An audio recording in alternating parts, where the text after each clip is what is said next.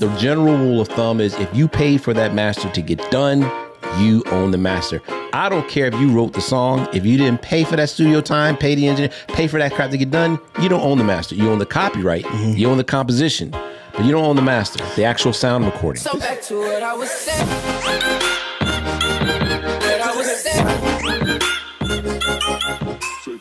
What's up, what's up, what's up, friends, family, and fans? Welcome to Life. This is where we listen and inspire friends in entertainment. And everywhere. Why everywhere, Johnny? Because life happens to everyone. Hence, see how we use that E? Anyway. What's up, y'all? I'm Stone Stafford, riding with my ride or die. Johnny Vaughn. Yo, what's up? We love it. So thank y'all for listening. Thank you guys for watching. And inspiring us. And inspiring us, actually. Yeah. So if you can, please go ahead and hit that like, hit that subscribe. We want to go ahead and start off with our love shout out today. And our love, the Silent Entrepreneur podcast. On Instagram, that is AK_the Silent Entrepreneur. It's a podcast by Aaron Curtin, Kirton.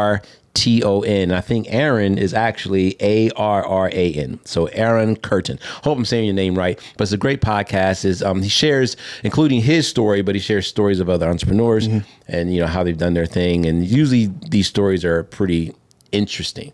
So you can tend to get a lot out of it. So go check out and support Aaron Curtin's podcast. All right. It's AK_the Silent Entrepreneur. Yep. And the name of the podcast is The Silent Entrepreneur. Boom. All right. So today, what I want to discuss, there are some things in the music business and in your business, actually, that I think people, they assume they know it.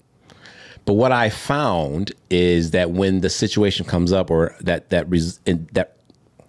goodness gracious, if I can just talk today. It's okay. You can when a situation comes up that requires them to know it, they realize that they don't. So here at Icon, I do this whole thing called the Next Exec class for my interns, where we deep dive into music business stuff. And when I touched on such topics as like, you know, neighboring rights, for example, some of them never even heard of it and didn't know what it was. And so, and those that did, they said they heard of it, but then they didn't know what it was. And some heard of it and thought they knew what it was, and they didn't. And I find that happens a lot. So I said, you know what? On this next podcast, we're going to talk about that. Okay. So that's what I want to do. I personally want to touch on three things that I think people think they know and they don't, or that they don't know that they don't know. Okay. And then hopefully you have a couple that you can share. I'll dig something up. Well, since I said it, I'm going to start off with the whole neighboring rights. Let's do that since you brought that up first. Neighboring rights is, and another term for it is related rights. And the reason why is when you have copyright, you typically have a copyright for a composition. Actually, we'll touch on this too. You have a copyright for the composition and copyright for the sound recording. Sound recording is typically your master, okay? So when a song is played in a public venue, radio, TV, film, things like that, the people who own the composition, which is your songwriter, lyric, melody, and then your producer, whoever did the music, underlying music, they own the composition copyright. They're going to get paid. That's your ASCAP, BMI, CSAX, and all the kind of stuff. All your PROs. Yep, MLC for digital. If you guys never heard of MLC, Music Licensing Coalition, and then there's a smaller one, Global Music Rights. They're also one. So I always forget about that one. Yeah, they're still new, little kid on the block, but they're doing well. So the people who own the composition copyright, they get paid off of that. Then you have the sound recording on the master copyright. Typically the label, whoever owns the masters, they get that. Problem is you have performers who don't get paid at all. And United States, actually, they're the only ones that don't do that. They're the only ones that don't pay the performers for public performances. And these are non-interactive, by the way. Non-interactive, guys, means you don't choose the songs you want to listen to. So it's like a playlist, radio, you know, you don't have a choice in what's being played. That's called non-interactive. But however, other European countries, they do pay their performers for that.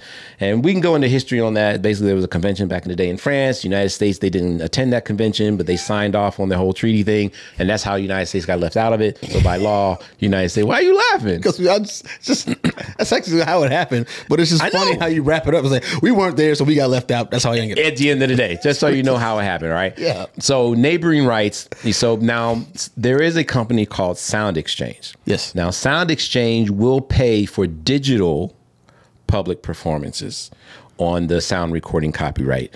So if you are an artist, especially indie, and you own your master, okay, that means you own what you recorded, you can get paid off of that through sound recording. And I will close it with this. Through Sound Exchange. I will close it with this, is that there is an act in Congress right now, a bill in Congress called it's either Fair Play for Fair Pay, Fair Play, or Fair Play, Fair Pay. It's one of those two. But they're fighting for artists and performers to get paid off of public performance royalties for those for those sound recordings. So that is something that is in Congress for you guys to get paid off of that. But as of right now, if you own your master, and you don't have to be a label to do that. If you own your master and you're an artist, go ahead and register with Sound Exchange, so they'll make sure you get paid. Yep. So that's one thing I know that a lot of people maybe might not be aware of or don't know what it is. That's a big one. Yeah. I think you might even said some stuff in there that I was... Especially now since everything's so independent now. Yep. That's money being left on the table. Yeah. One that I can definitely think of that happens a lot, especially with live concert stuff that we deal with, is something very similar, like streaming rights or performing rights of the music. A lot of people think that you can just turn on an iPod and play stuff in those venues. When the system, right, for sure. And there are very specific laws based off of how big the venue is. Like if it's a 2,000 person or less venue, yes, you can legally turn a radio on. You can play it. 2,000 people or less. You can turn the radio on. You can just play it. The joke is past. Whatever music. What was the joke? No, it's too late now. It's stale. It will make no sense if I said it when I said it. It's all good. Most of your jokes I like misheard that. what you said. What'd you hear? No, you just said 2,000 or person or less venues, and I thought you said 2,000 people were lesbians. Oh my god! Because when you said persons or less venues, I you can hear the sonic from my list muttering. You sick dude. I was like, what do lesbians have to do with this? The numbers I was like, on they fighting for another right. We're not doing it. We're not doing this with you today. We're supposed to be talking about things that people don't know. Go for it. So a lot of you folks who are starting these, a lot of people getting into the commercial space where they're renting out their venues for performances and stuff like that. They don't have full concert halls. Right. 2,000 people or less, yes, you can let your radio play and you don't have to actually report any of that stuff. What? And it's different. See, it's also different if you serve food. If there's food and beverages being served in that venue, then the number goes up to 3,700 people. Question. Is it a lower rate? Because I've never known a scenario where you don't have to report your playlist. Those are the cutoff numbers. Anything bigger than those numbers, playlists have to be reported. And you have 2,000 people or less. That's the number. So why do restaurants have to pay license fees? It depends on their spacing. It depends on their spacing and it depends on what they're playing. So if it's anything other than just standard radio stuff, then you start, like if you're getting actual streaming stuff, then that's a whole different... It's a different setup. You said terrestrial radio. Yeah. That's my fault. I didn't listen. Yeah. You said terrestrial radio. You go to start, yeah. Got you. I'm going to get to the next So when they're part. playing actual terrestrial radio, if they're playing V103 and right. And it's a small venue because you'll get some restaurants that'll do that. I wasn't listening. Okay. But that's where we get into the next part. It actually changes. Those numbers are completely different. When you get into the streaming, I believe the number is 100. If 100 ears are hearing it, so that's 50 people. I was going to say that's a little more like if it's 50 people or 100 ears or something like that are hearing it, then everything that gets played has to be reported. Boom. So those very specific numbers people can use to skirt things with their venues, but you have to be very careful of what you're playing into. Because a lot of times, like if I'm doing a corporate event, our corporate clients have no concept of any of this stuff. And they'll come up to me with an iPod or an iPhone and say, hey, this is our playlist for the week. And it's 5,000 people there. And it's like, I can't play this if you haven't, have you talk to the proper performing rights organizations to license this to be able to do it?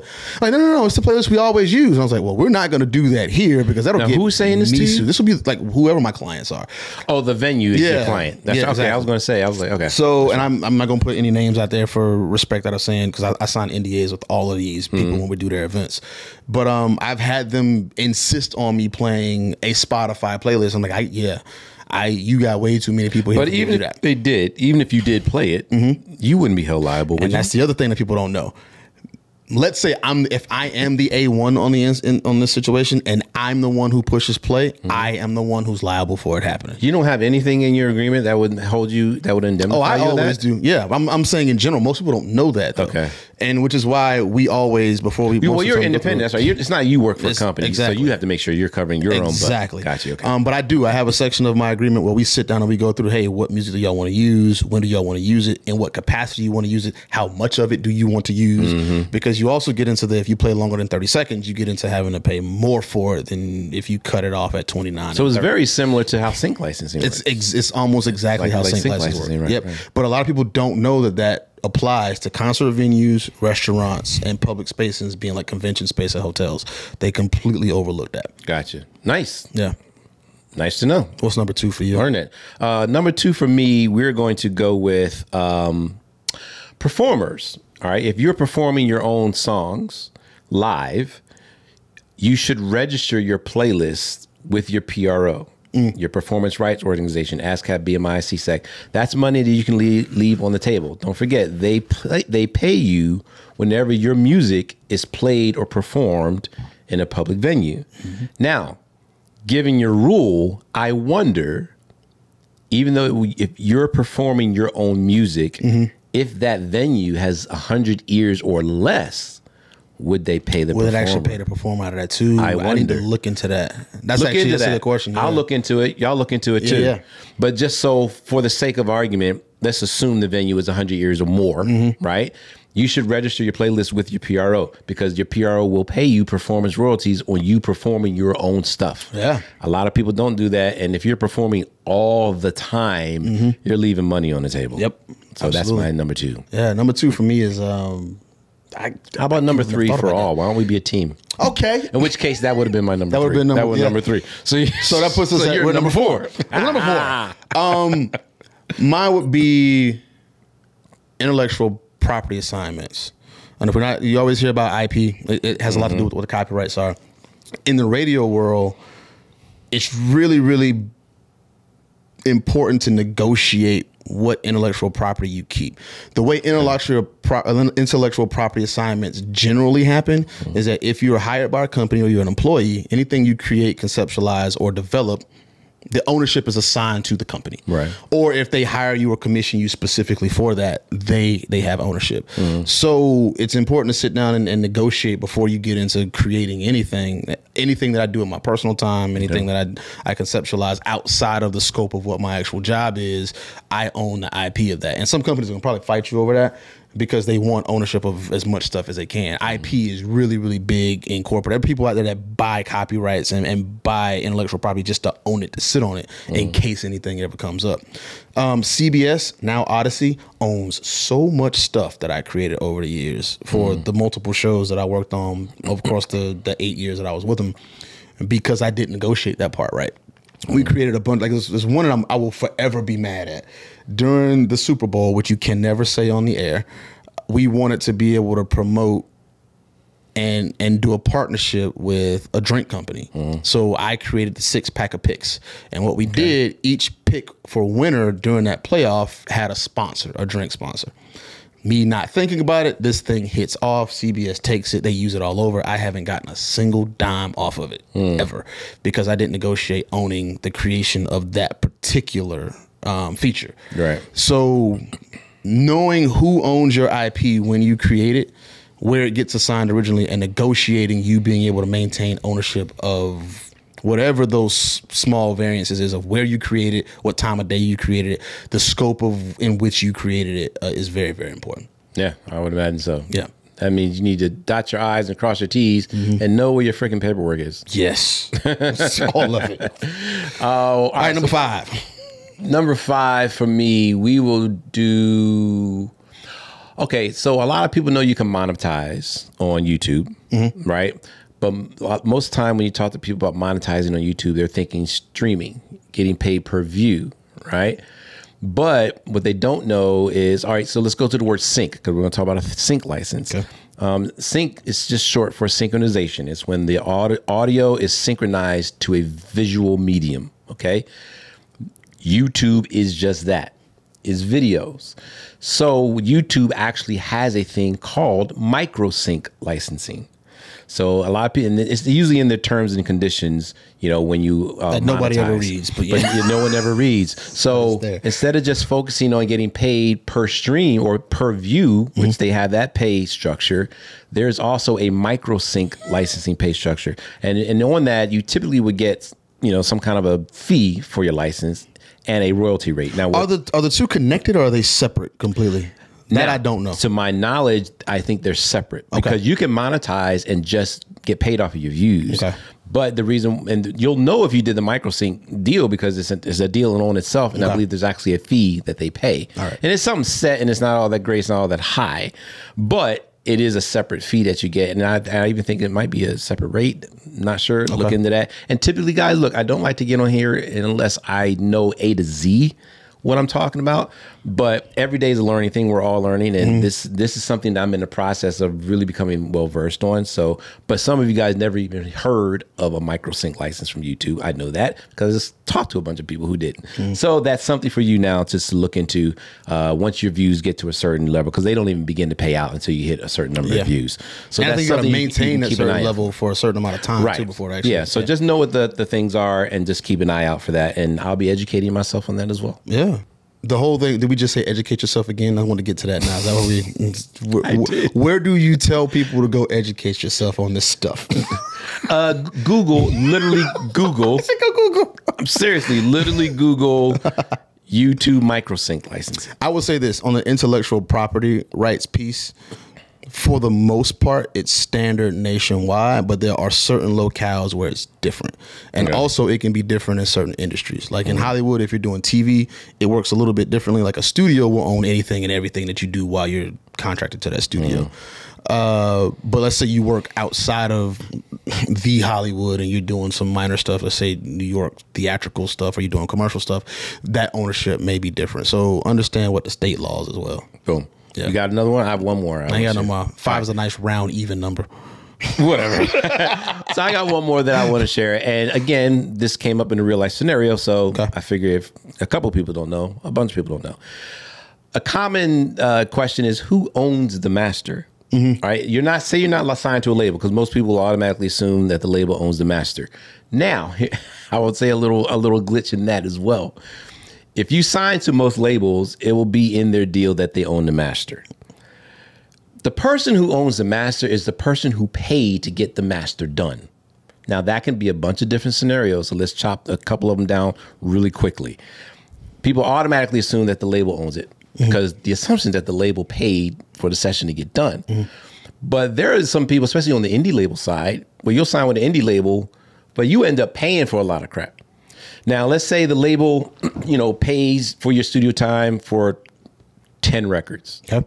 Well, the label's going to own those masters. Yes. Let's say for this album, you decided you want to go in and do 2 more records and you're out of budget. So therefore you come out of pocket and you pay for those 2 records to get done. Technically, and I use the word technically, you should own those masters. Technically. However, chances are, in your agreement, anything you record under the timeline of that agreement, the label owns the master, whether they paid for it or not, more than likely. Okay. So you want to keep an eye on that. The general rule of thumb is if you paid for that master to get done, you own the master. I don't care if you wrote the song. If you didn't pay for that studio time, pay the engineer, pay for that crap to get done, you don't own the master. You own the copyright. You own the composition. But you don't own the master, the actual sound recording. This is one thing that I never did a major label deal, but I'm going to ask a question based off of, because we always talk about the advance, which is something I do understand. If the studio session is paid for out of the advance, when the advance becomes your money, even though it's a loan, does that still count as the label paying for that session? Well, it does. One, because the loan, you got to pay it back, right? Sure. But what if you flop and you never end up paying that money back? The studio's out that money, okay? So, and then 2, because the studio knows it's fronting all that kind of stuff, again, in that agreement, it's going to say anything you record under the lifetime of that agreement, the studio owns that master. Yeah. I mean, their label owns that master, period. So that's why I gave the first example that I did. Okay. Now, this is where sometimes it can get foggy. Because a lot of people think just because I created a song, I own the master. That's not true. This is why it's important that you guys understand the difference between a sound recording, aka master, and a composition. Okay? If you created it, that's the composition, you own it. If you paid for it to be created, that's the sound recording master, you own that, okay? Let's say you own a studio. People come in, they record this song. You comp them the studio time. So they don't pay studio time. It's your boy, it's family, you helping out, whatever. And these are the things that fog in the business side. You comp them the studio time. Who paid for the studio time for that to get done? You did. The owner of the studio. Whoever owned the studio. Yeah. Because they didn't come out of pocket. So what do they call in kind, right? You paid for it in kind. Yeah. So you own that master. Let's say the engineer did you a solid. So the engineer did, did it for free, blah, blah, blah. Who owns the master now? Ooh. The studio owner and the engineer. Because both of y'all paid for that master to get created in kind. Ooh. So in other words, who's responsible for for the cause of that recording getting done? Owns the master. That's why I always say, I don't care what kind of deal you're doing with somebody, if you pay them in Skittles. Yeah. The moment someone paid you, make sure you're out of the equation. Make sure there's an exchange of something. Something. Yeah. The moment someone pays you to get that recording done, you're out of the picture where ownership's concerned because you've been paid. So it's just like as a musician, when you go into a session, right? If someone pays you for that session, all right, you've been compensated. All right. But that generally falls under the work for hire stuff anyway. That's what I'm saying, work for hire. Yeah. But if you're coming up with riffs and everything, and it goes in that song and they didn't pay you, you now become a writer. So the moment money exchanges hands, it changes your relationship to that sound recording or to that copyright. And so a lot of people don't know that. And those little funky scenarios like that, like I just spotted in the studio time, blah, blah, blah. Dude, that's your master. You own that master. But not to beat a dead horse, but people get it all confused. Just because you own the master does not mean you own the composition. Right. Those things are two totally different. So these are the common things that I think people don't know that they don't know, or they thought they knew and they actually didn't. Yep. Right. Hey, that's what we do here at lifeonpodcast.com. We cracked the door for you. So you can listen and watch as much as you want. Just go there. The last 10 episodes are on there, so you can binge if you want. Yep. And then you can find everything else on all the other streaming platforms, including YouTube. Help us to get to that 1 million subscribers this year in 2023, please. So subscribe, turn your notifications on, and probably the best thing you do is tell a friend. Like literally tell a friend. Like share a link with somebody. Be like, yo, you need to check this out. We would love you for it. We already did our shout out, so that's all I got for you. Anything you want to follow with me, I am at stonestafford.com. All my links and socials are on there. Justin Yvonne, JUSTJONYVAN. There it is. I'm gonna try to talk without doing this like all the time. We'll be working on that. But we appreciate y'all. We love y'all. Hope you learned something today. Come in and tune in next week. We out.